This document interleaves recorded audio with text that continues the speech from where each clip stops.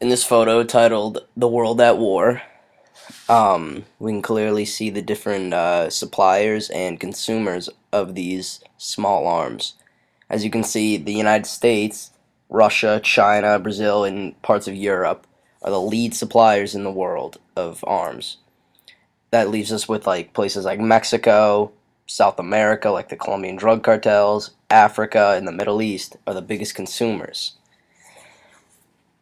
And these countries and these poor parts of the world will do just about anything to get their weapons, for whatever reason that may be. Money. It makes the world go round. And each year, over $50 billion in arms trade goes on. And over 70% of that comes from developing countries, for example, Africa, parts of the Middle East. Adding on a little bit about the money, this is a chart by Richard Gritman, who did a congressional research service for the Library of Congress. And it's a chart that shows the amount of money made due to arms trafficking from the years 2004 to 2011. And clearly you can see that the United States has made over 200 billion, Russia is about 83, France 41, and this just shows like the superpowers of the world are just making so much money selling these weapons to other parts of the world. Whether it's the cartels in Mexico trying to control their turf and kick out the opposing cartel, or the constant fighting between Israel and Palestine.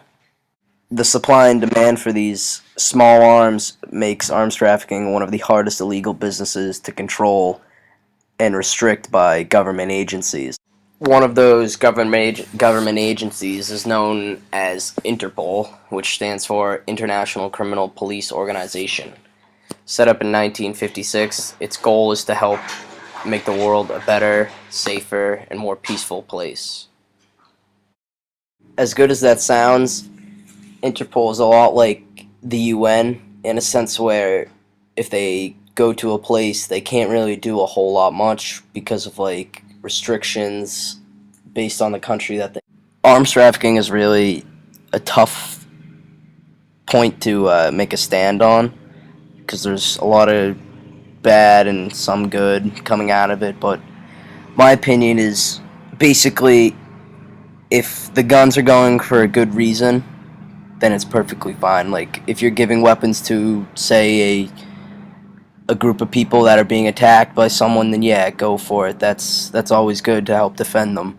However, like as we saw in that movie Lord of War, where the guns were given to the people in or sub-Saharan Africa, and they're about to go wipe out a group of refugees, that can't be allowed. That's just. But that's where I draw the line and make my point that arms trafficking is very bad, and I think that's what when people think of arms trafficking, that's what they first think of, like selling it to cartels and stuff like that, which is a really big problem that they have. Jason Dowd with the Annabelle Police Department. When you think of arms trafficking, what comes to your mind? One of the biggest things I would think, probably outlaw motorcycle gangs. Probably hardcore arms trafficking. I mean, there's obviously other things, but at least in the United States, I think that's one of the biggest. Do you have a small arm that you own? If so, what kind? If not, why not? Well, I have my service weapon from the department that comes home with me, but other than that, I don't own any other weapons. I don't feel there's a need to own another weapon, in my opinion. I know there are some guys on the department, and as well that I know, that are, and I wouldn't say gun nuts, but they enjoy owning multiple weapons and firing them. As much as firing a weapon is fun, I don't need to own them to, so I'm fine with that. What do you think led to the arms trafficking to be a multi-billion-dollar industry? Well, I think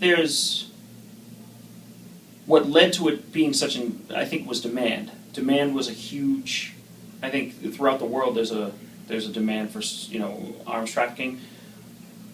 How it became that big is probably countries that fall that have weapons stockpiled that no longer have accountability for them, so they can just pretty much disappear.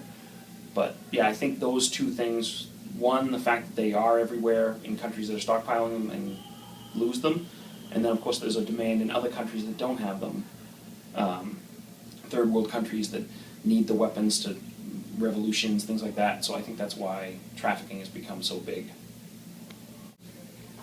Do you think that with stricter gun laws, it will reduce the amount of small arms being trafficked?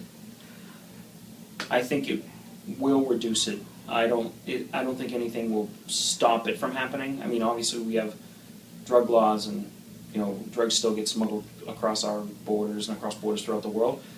So as much as they may lessen the amount of small arms that are smuggled, I don't think any laws that will completely stop them from being smuggled. Who is the biggest arms dealer in the world? Well, I mean, I hate to say it, but I probably think that it's the United States. With the amount of weapons they give to, or they sell to varying countries that they want to overthrow the people they don't want in power, I'm sure we're the ones who sell the most weapons in the world. How much money did the U.S. receive due to arms sales? My guess would Last year, sorry. I would say my guess would be in the billions of dollars, if not trillions, maybe. Do you know what an arms embargo is? The stopping of trade of arms to an embargo is a stopping of trade, period. Arms embargo would probably be a stopping of any kind of arms to that country. Do you know of any country that is under an arms embargo? I could guess that maybe North Korea or Iraq would probably be under an arms embargo, but I wouldn't be sure about that.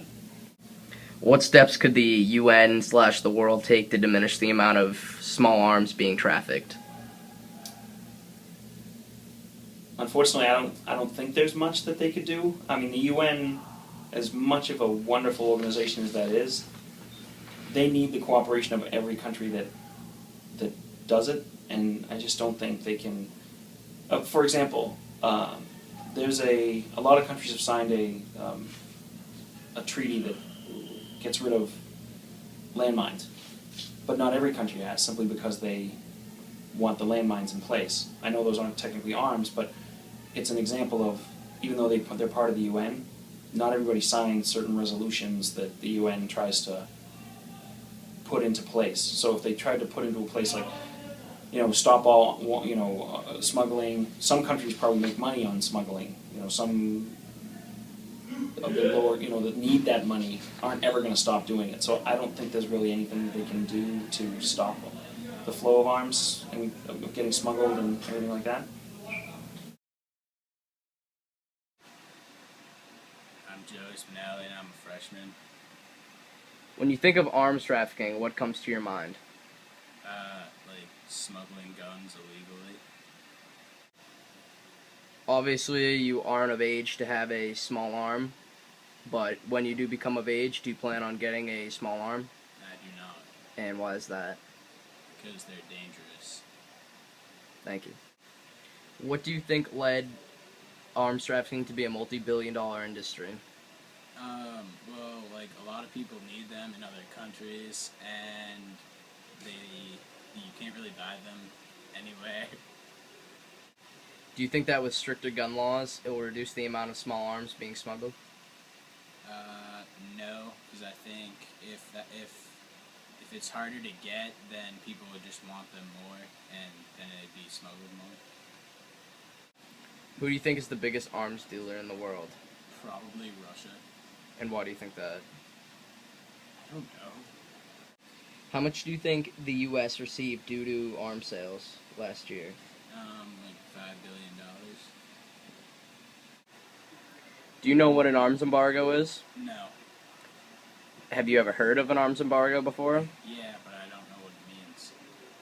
What steps do you think that the UN/Interpol could take to diminish the amount of small arms being trafficked? I don't think they really can, because I don't think they have that much power.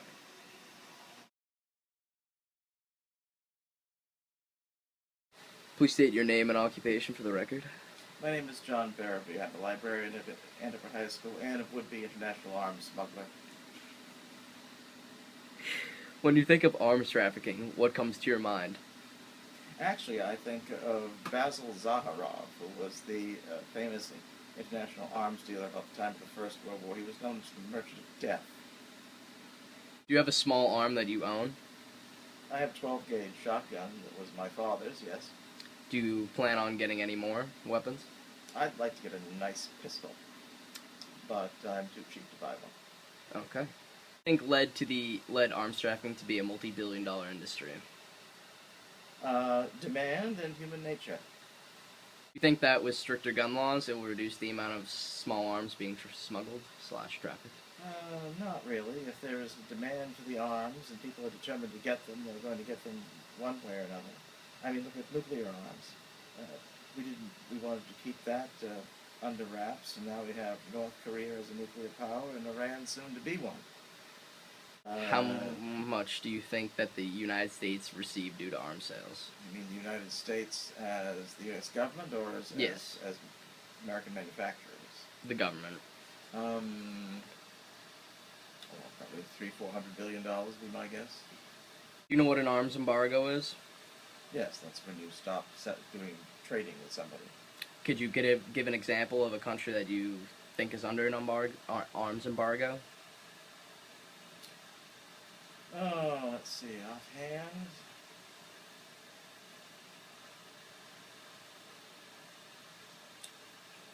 I don't know.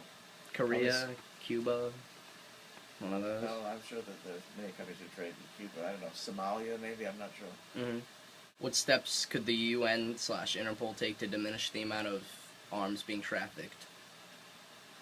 The UN is a corrupt and ineffectual organization. I don't think it can do anything to improve the situation.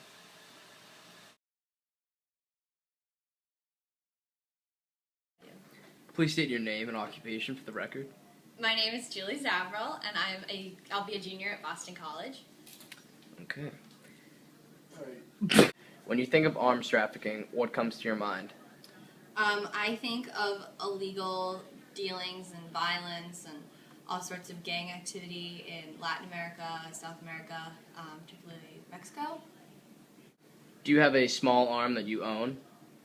Not a real gun. I have a little BB gun. Why do you not have a real weapon?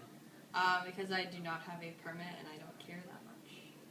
If I felt like I was in danger, I would probably buy one. What do you think led arms trafficking to be a multi-billion-dollar industry? I think because it's so restricted. I think that people who want to get guns, particularly very bad criminals, will be willing to pay a lot of money for illegal weapons that are registered. Do you think with stricter gun laws, it will reduce the amount of arms being smuggled and trafficked? With stricter gun laws? Yes. No, I think it may actually raise it. Because the people that want guns are still going to get guns, and people that are going to legally buy guns may turn to illegally trafficked guns. Who do you think is the biggest arms dealer in the world? Probably America, because it's easier to get a gun than in European countries, but yeah. How much do you think that the United States received due to arms sales last year? I'm going to say in the tens of billions. Do you know what an arms embargo is? When they ban drugs, ban guns from coming into the country. Weapons. Do you know of any countries that are under an arms embargo? I'm going to guess in Asian countries. Okay. What steps could the UN / Interpol take to diminish the amount of small arms being trafficked in the world? The UN is useless. Can't do anything, they don't listen.